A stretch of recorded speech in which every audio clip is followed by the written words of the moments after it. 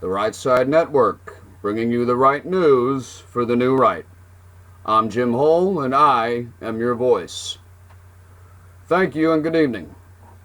Welcome to a special weekend edition of the Hoel Report. And tonight, I have a very important topic to discuss. It is a matter of freedom. It is a matter of democracy. It is a matter of the future of our country. Tonight, folks, the topic is the matter of us, our millennial generation. You know, from the very beginning, outset of discussions involving the planning of our network, our number one goal and mission was to give a platform to those of us who have been left out of the mainstream for the last 8 years or so. Conservative millennials. Conservative millennials have always been seen as a threat to the left. We do not fit their mold. Millennials, by a large part in their mind, for whatever reason, aren't supposed to be conservative. But, needless to say, we do exist. Okay? So, all you liberals out there are indeed conservative millennials. You're looking at one right now. But that wasn't the only part of it, though. As much as a threat as we were to the left, we're also increasingly isolated by the Republican establishment. We were ostracized for our increasingly libertarian views on a vast majority of social issues. As far as the mainstream was considered, we were almost considered to be a pariah. We were mortified by the increasingly radical and intolerant leftist ideology that was being spewed from the Democrats.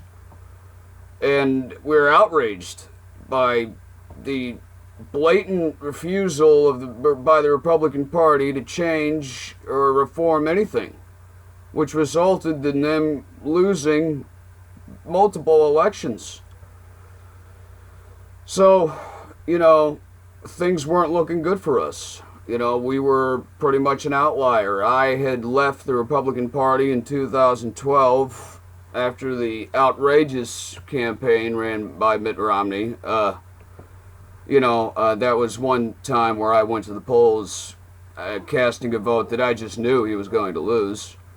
The man disappeared for the last month and a half of his campaign. I don't know where the hell he went. I don't know what the heck he was thinking. But from that point forward, I didn't belong to a party, essentially. I mean, I still voted Republican for, local government, state, and all that, but from 2012 onward, I did not consider myself a card-carrying member of the Republican Party whatsoever. But enough was enough. Until one famous escalator ride down to the lobby of Trump Tower ignited a movement and changed everything in the course of history in America. However, our movement wasn't the only one taking hold of the American millennial generation, and that's what I'm here to discuss tonight. Our generation, us, the people who in the next 10 to 20 years will rule this country, the millennial generation. The vast majority, see, the thing about millennials is we were put at a disadvantage. A lot of what we see today is not entirely millennials' faults. We were hit particularly hard by the Great Recession. I happened to start college right around the time the Great Recession hit. Our family never fully recovered from that. I lost a lot of money for a lot of stupid reasons, while a lot of people got rich. And that was probably the first step towards me awakening to the fact that the system is indeed rigged, folks. The system is rigged for the rich. Now, most millennials don't understand this. The wool has been pulled over their eyes to blind them from the truth. Their mind is in a prison. And to them I say, this: this is your last chance. There's a line that us members of the New Right tend to use, and if you're a millennial and you've never seen The Matrix, well, I don't know where you've been, but the red pill and the blue pill. You take the blue pill, and the story ends here, and you believe whatever you want to believe, and you keep on going about your life asleep. You take the red pill, you stay in Wonderland, and I'll show you how deep the rabbit hole goes. And what I offer you is the truth. So like I was saying, millennials, where did we go wrong? Well, like I said, the majority of them are asleep.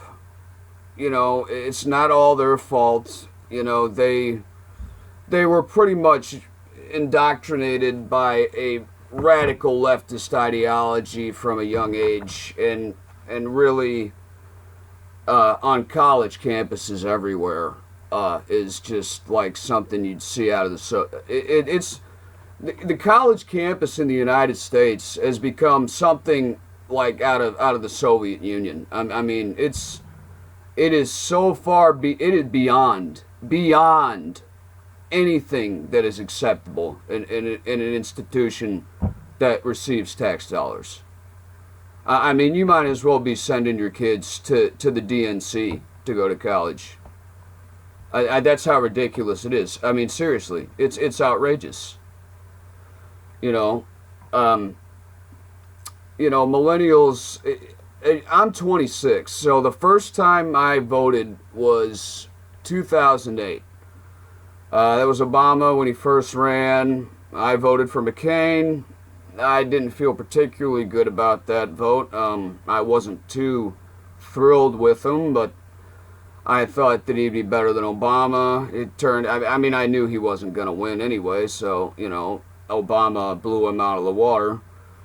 But what Obama did, to his credit, and he had a good team with him for this. He capitalized on millennials through tech savvy people and people who used social media to their benefit back then. Now, the internet wasn't quite as advanced as it is today. However, he took advantage of YouTube, and he took advantage of Facebook and Twitter at the time. And I mean, my God, I don't even know that John McCain knew what a Facebook was. I don't think John McCain ever used a computer. So when you have that to your advantage alone, it's almost like you've already got a head start. So the left kind of took hold of millennials. Obama was popular. Why not? He was a fresh face. The Democrat Party was reawakened, after what amounted to be a horrible second term for George W. Bush. Anything short of a victory for the Democrats would have been an abomination. So, I mean, they threw Obama out there. He is a masterful speaker. I'll give him that, and he won. And in doing so, he won over a vast majority of the millennial population. But that's when things started to go wrong.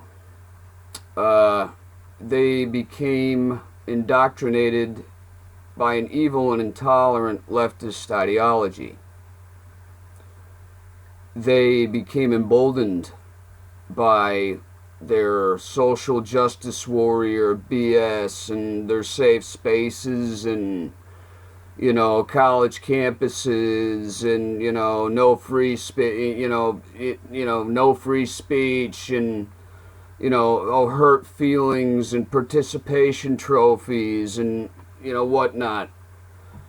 I mean, my God, it's our generation, our millennial generation has become the softest generation ever. I mean, the college campus is rapidly deteriorating into like I said, something out of the Soviet Union, something out of Nazi Germany, is what is the college campus in the United States is becoming, and that's scary, folks. I mean, that's scary. I mean, we're better than this. Sadly, the majority, they need their safe, the majority, but sadly, the majority of millennials need their safe spaces. They believe in the mainstream media. They believe in the mainstream media and CNN and MSNBC and all their on-air talent with the seven-figure salaries and the blatant liberal agenda, openly colluding with the Clinton campaign. It's okay for, the progressive millennial left to, believe war is okay as long as, a Democrat is president. I mean, don't be fooled, folks. I know you think that Obama was your knight in shining armor, but, there was still a war going on long after Bush left office. It was just a covert war. Obama droned he dropped tens of thousands of bombs and droned thousands of innocent people. I mean, you could look it up. I mean, it's, this isn't a conspiracy theory either. Literally, there was a covert war going on for the last 8 years. They just never reported it, It's funny how that works. Trump sneezes and it makes national news, but, Obama drones a village in Pakistan and kills, 6 kids, but that doesn't get any attention at all. And just, the radical left and the PC bullshit and the fake feminism and, oh, they're going to go protest Donald Trump and he's so mean to women, but what? Where were they protesting, how Hillary Clinton for taking millions of dollars from Saudi Arabia? A country where a woman can be killed if she's raped, and if she can't find 3 witnesses to back her up, because you have to have 3 witnesses, and they're governed by Sharia. Where were the women protesting that? Wait, where are the women protesting the sex trafficking going on in the United States? I mean, it goes on. Where are all the women protesting? When anywhere in China, a female baby's killed. It doesn't make any sense. These people are crazy. I mean, they're out of their damn minds. They think that it's okay to go protest because Donald Trump said mean things. But, I dare you to go walk down up and down the streets in Saudi Arabia and protest over there for real women's rights and see what happens. Because it won't turn out good. And you got, Black Lives Matter, which, okay, it's an organization based on a lie. Black Lives Matter is an organization based on a lie. The hands up, don't shoot never happened. It was proven by the Obama Justice Department. Are there certain things that Black Lives Matter does to benefit the black community? Maybe. It's an organization that was unfortunately corrupted from the very beginning and got turned into an arm of the American Communist Party, and goes and starts riots and tries to, block traffic for an hour and to throw a temper tantrum. I don't get it. I don't get it.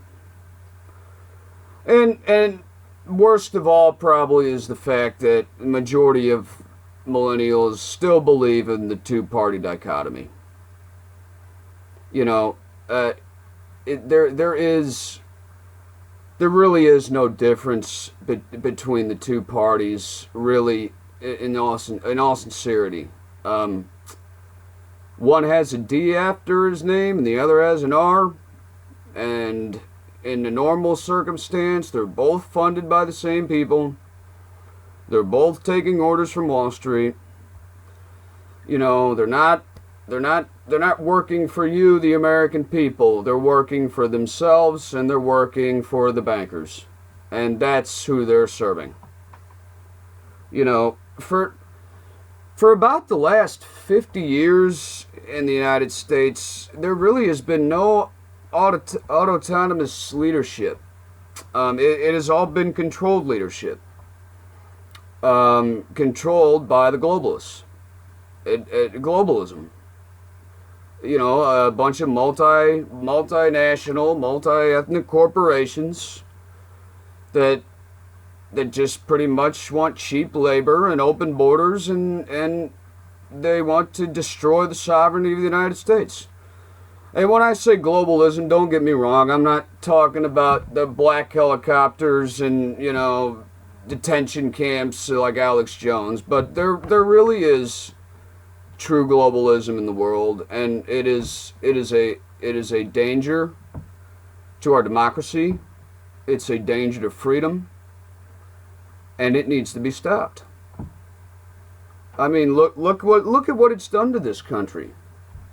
Donald Trump, one of the main reasons he got elected was because of globalism just rampage through our nation.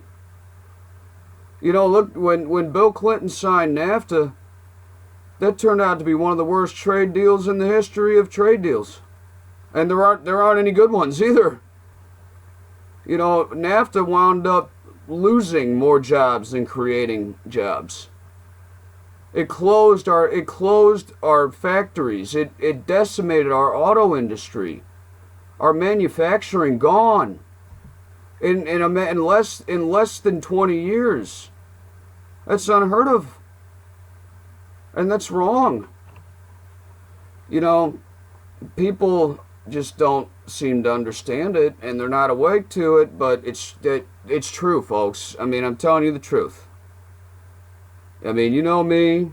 I give you my opinion. You don't agree with it, that's fine. But, I'm telling you the truth. So the two-party dichotomy is a bunch of BS. I mean, until Donald Trump came along, really, and I mean this sincerely. I'm not just saying this, because I'm biased, but he is probably the first autonomous leader, probably since JFK. I think. I mean, he doesn't answer to anyone. Donald Trump doesn't owe anyone any favors. So he is leading by himself. Now, it scares a lot of people. I don't understand why. I think a lot of that has to do with the fake news, which, by the way, I'm going to get into in a minute, but that's a whole nother... I could make a whole show dedicated to that, but I digress. But if you're watching this right now, you're probably aware of how screwed up the world is. If you're watching me, you're most likely conservative. Not neoconservative, but conservative. Possibly libertarian. Maybe you're alt-right or new right like myself. Civic nationalist. Hopefully not white nationalists. We're not a bunch of racists, despite what CNN says. I consider myself to be a civic nationalist. I think that civic nationalism is important. You might be a Bernie fan. I don't know. Some Bernie fans turned Trump supporters. You could be you could be on the far left, not neoliberal, but you could be on the liberal side of things. As long as you're not one of those PCBS, want to throw anyone in jail who offends them, and social justice is great, and globalism is great, and Islam is wonderful and peaceful, and we want open borders and let everyone in. So, but in the next 10 to 20 years, it'll be our generation running this country. And to me, right now, that's scary.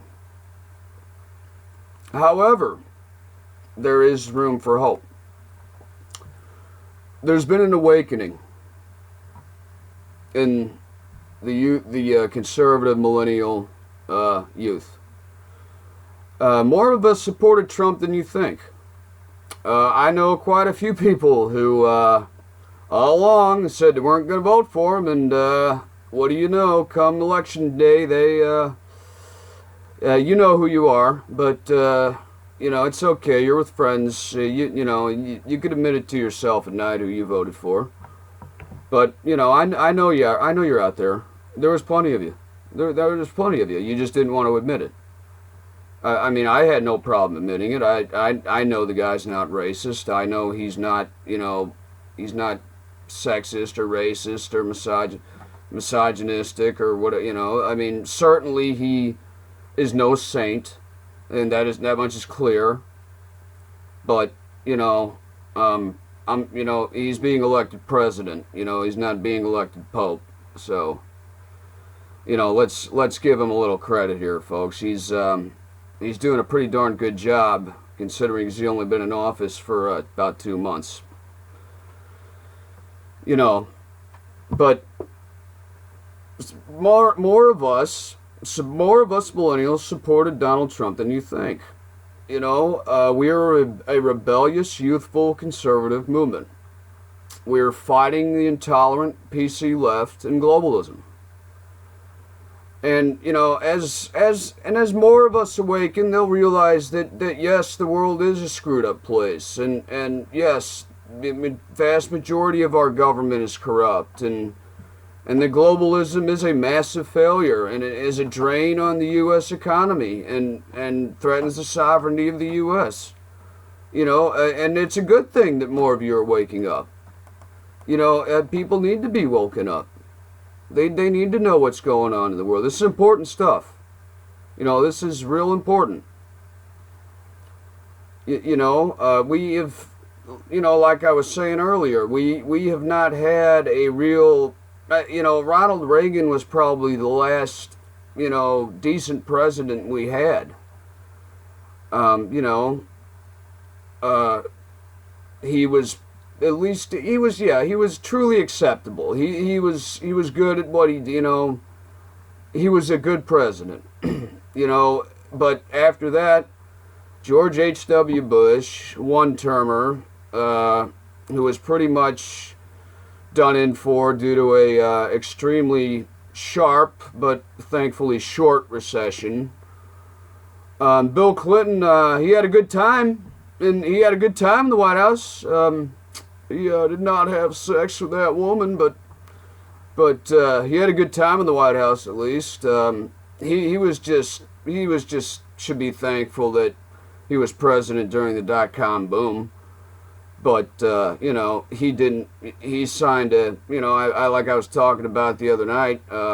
He signed NAFTA, which was probably the worst trade deal in the history of trade deals.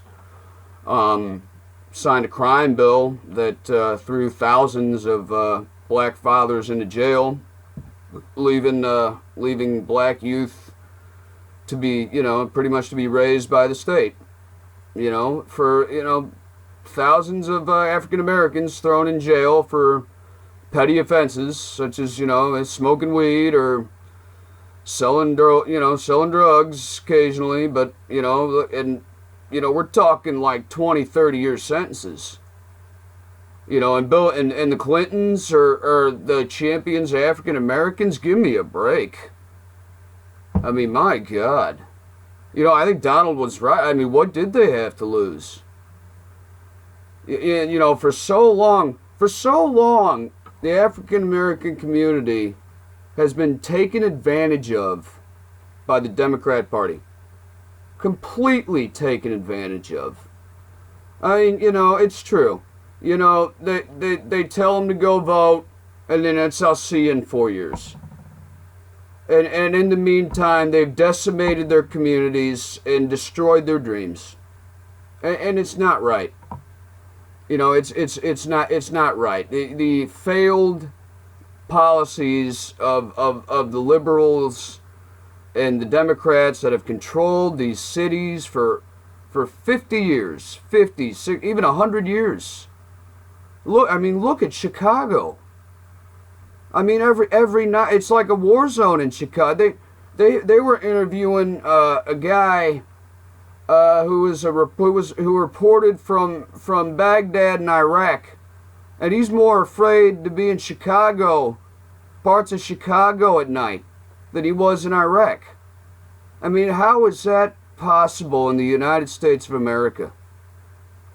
I mean, and that leads to the divided nation that Obama left us with. Obama, he was still at war. We were still at war when he was president. It was just a silent war, but still, nonetheless, Obamacare turned out to be a mitigated disaster. No, he was not the worst president in the history of our democracy, but he wasn't very good. And in the meantime, globalism and its multinational, multi-billion-dollar companies essentially run the country. Up until now. And this is what really, really got me to believe that this was for real. Our movement was for real. I had never seen in my life, and I'm not that old, but I've seen elections and I've seen, campaigns, and I've seen the media. I have never seen the globalists so scared as they were of Donald Trump. And to the extent that they banked everything on Hillary patronizing, neoliberal, war hawk, the media bias, the fake news, the disrespect, the cheerleading for Hillary, they were so arrogant they didn't even care how blatant it was or how it looked to the average American. I mean, I saw that every night and I was amazed by it, and I obviously wasn't the only one. But when you waste over $1 billion trying to get that woman elected, and you fail, like my brother always says, the hypocrisy of the left never ceases to amaze me. And they deserved it. They deserved it.